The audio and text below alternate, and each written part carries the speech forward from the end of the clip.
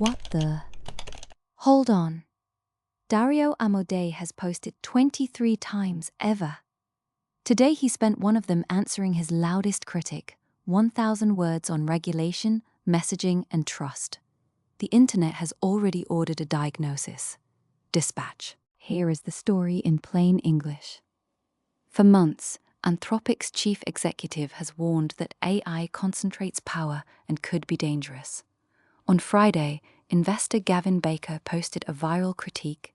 Dario has lost the argument. His warnings now fuel America's data center bans, and he should sell hope, not fear. On Saturday, Dario Amodei answered, publicly, politely, and at length. The crowd replied with a word you have seen 1,000 times, gaslighting. So today we do the boring, radical thing.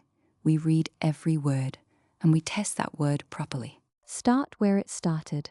On the All In podcast, Gavin Baker reported what serious people in Silicon Valley say they have heard from inside Anthropic, that the company could end up the only one left. I would certainly discourage Dario from ever saying that again, he added. Anthropic's own Sholto Douglas pushed back hard, completely false. Whoever he heard this from is lying, because it fits a narrative some people desperately want to believe. And then he linked the boss's own essay, the one about AI's concentration of economic power. That link is the whole story in miniature. The rumor is believable because it rhymes with the record. Then Gavin laid out the case. 1.9 million views. 1. The only company left story is believable because it is consistent with Dario's own public messaging, though Gavin is careful to say he believes Dario argues in good faith. 2. If AI might be dangerous, you either concentrate it in the hands of a chosen few or distribute it widely, and history warns what happens when you bet on benevolent, absolute power. 3. The blunt part. Dario has lost the argument.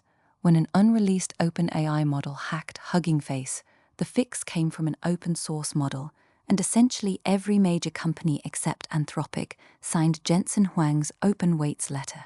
And 4. The sting. Dario's warnings are now campaign material for groups trying to ban data centers in America. The main risk to Anthropic, he closed, was nationalization, driven by its own chief's rhetoric. And then, Saturday, the reply. 2 parts, roughly 1,000 words, from an account with 23 posts, ever. Part 1, regulation. He rejects the either-or as a false choice. Good institutions decentralize power, the way a court beats mob justice, and Anthropic's proposals, he insists, deliberately slow the frontier labs, including his own, while helping smaller competitors and open weights. Part 2, messaging. Quote, I do not agree that my messaging has been disproportionately negative. In fact, it has been about equally balanced between risks and benefits. The negativity, he says, comes from short excerpts that get clicks, and from a crisis of trust that goes back decades. The cure for distrust? Not marketing. The thing that will work, he wrote, is actually curing cancer. Keep those sentences in view. We are going to need all of them. The chronology matters because the fight is about what caused what. Thursday, the claim on a podcast. Friday morning, the denial from inside Anthropic. Friday afternoon, the 4 charges. Saturday, the 1,000-word answer, and within hours, the pile-on. 1 weekend, 4 moves, and the rarest of them all, a frontier chief executive showing up in person, in public, under his own name. The replies came fast. Austen Allred answered with 2 words and a laugh. LOL, LMFAO. Theo put the sharpest irony on record. Kinda wild to see Dario blaming social media algorithms for hurting the public reputation of their text generation algorithms. And John Ennis supplied the frame that stuck. Sometimes it's hard to tell if Dario is simply naive or if he is dishonest, and he is certainly not unintelligent. Laughter, irony, suspicion. The crowd had chosen its lenses. Now it wanted a diagnosis. Deeper in the stack, Lucky Faraday warned that regulation entrenches exactly the concentration of power Dario says he fears. Others pasted his own record back at him. National security threat, mass surveillance, stamping out pockets of disloyalty, next to a one-line demand. Own up to this mistake.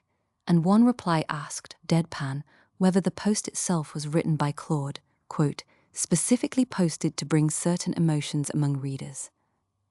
When the audience starts psychoanalyzing the psychoanalysis, the trust is already gone. The longest counter-briefing came from Brian Roemmele. His charge, a masterclass in having it both ways. His receipts, Anthropic was the glaring holdout from Jensen's open weights letter, signed by essentially everyone else. The July clarification, we have never advocated banning open weights, arrived only after the protectionism accusations.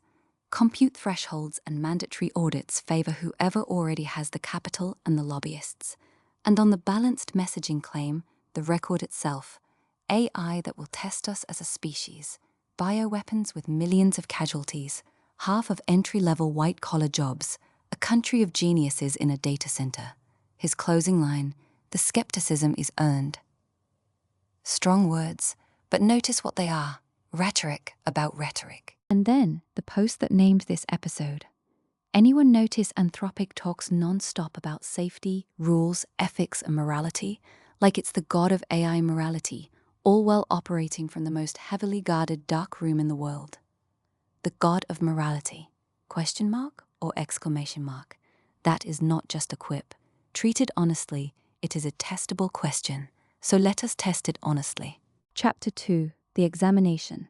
We are going to point 5 clinical instruments at one public letter, and the first rule is, you do not fire them at a person. Ground rules first, because the internet always skips them. The DSM-5, the Diagnostic Manual, requires clinical interviews, life history, and real impairment. You cannot get any of that from a public letter. And psychiatry has an explicit rule, born of a 1964 disaster involving Barry Goldwater. Professionals do not offer diagnoses of public figures they have never examined. So today, the lenses grade the rhetoric, the moves, never the man. If that is less dramatic than what you usually see online, good. Read as rhetoric. The reply makes 5 moves. 1. The reframe. The either-or is a false choice. That is not denial, that is argument, and it is legitimate. 2. The self-exception. Our proposals hurt us and help the little labs. Touching, says the record. The little labs were the ones asking him to stop. 3. The retroactive win. You lost, said the critic. I do not think I have failed, said the chief, pointing at a testing regime he happens to support. The scoreboard was redefined after the game. 4. The blame triple.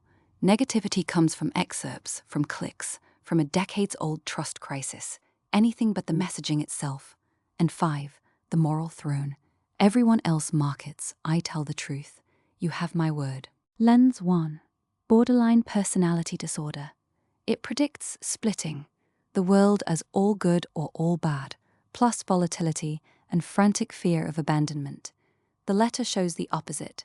Its author refuses a binary, thanks his critic by name, and stays courteous for 1,000 words. Lens 2. Complex PTSD. It predicts a threat model shaped by trauma. What we actually have is a threat model shaped by essays, intellectualized, sourced, argued in public for years. No splitting, no instability, no trauma narrative. 2 lenses down, the boring explanation is gaining ground. Now the word everyone came for. Is this gaslighting? Gaslighting, clinically, is a sustained campaign to make a dependent person doubt their own reality. It needs intimacy, a power gradient, repetition. What happened here is a chief executive disputing an interpretation of his public record. Gavin is not being made to doubt his sanity. He is being told the scoreboard reads differently. But, and this is why the word flies, 2 real patterns live right next door. The retroactive win, I have not failed, look at the testing regime I support. And the blame triple, excerpts, clicks, a decades-old trust crisis. Those have honest names, revisionism and externalized blame. Verdict, misleading.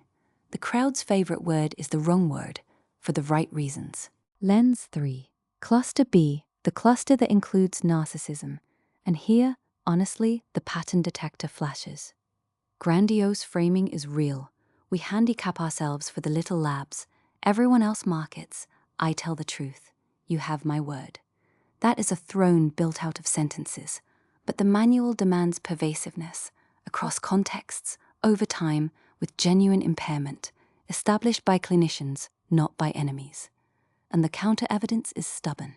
He showed up, he thanked his critic, he argued substance for 1,000 words, and his empathy anchors, like his father's illness, years before a cure arrived, are on the record, and they check out.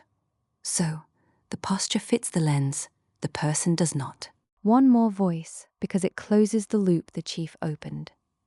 A physician-scientist answered the cure cancer line directly. We, the rest of humanity outside you and your company, are fully capable of curing cancer and every other disease. You need to believe in us. Trust us. When a doctor has to ask a chief executive to please trust humanity, you can see exactly why the crowd reached for the word God. A footnote that says everything about this moment. This month, new Claude models began marking their text with an invisible watermark, hidden not in pixels, but in the choice between words. It survives copying. Detection belongs to the key holder only. Light edits preserve it. Only a full rewrite erases it. Even the company's own explainer says the choice between two words doesn't matter much, which one critic called a very anti-human stance from people who insist their whole business is trust. The cure for distrust is cures, says the chief. The infrastructure his company shipped this month is a signature in every sentence it writes. Fair? Arguably. Ironic? Completely. So, question mark or exclamation mark? The case for the exclamation. The seat is claimed, in writing. The honest one among marketers. The pace setter whose gates decide which models are sufficiently capable. The word giver. You have my word. The case for the question mark. He showed up. He argued. His risk talk is on the record, and his human anchors are real. And every clinical lens we fired came back empty. Borderline? No. Complex PTSD? No. Gaslighting? No. Cluster B? Posture only. Our verdict, the exclamation belongs to the posture, and the question mark to the person. The god of morality is a role, played fluently, by a CEO, and the only thing that can promote the question mark, or retire it, is evidence. Cures delivered, thresholds that bind Anthropic to, and a record that matches the self-report. The receipts will tell. The lesson survives the story. When the internet hands you a diagnosis, test the lens, and respect the result when it comes back empty. Today it came back empty, with exactly one survivor, a very polished CEO, doing very standard CEO things from the most heavily guarded dark room in the world. We followed the receipts. You know where the bell is. If you want the next AI security story before it becomes a hearing, subscribe to AI Security Dispatch. We follow the receipts. See you in the next briefing.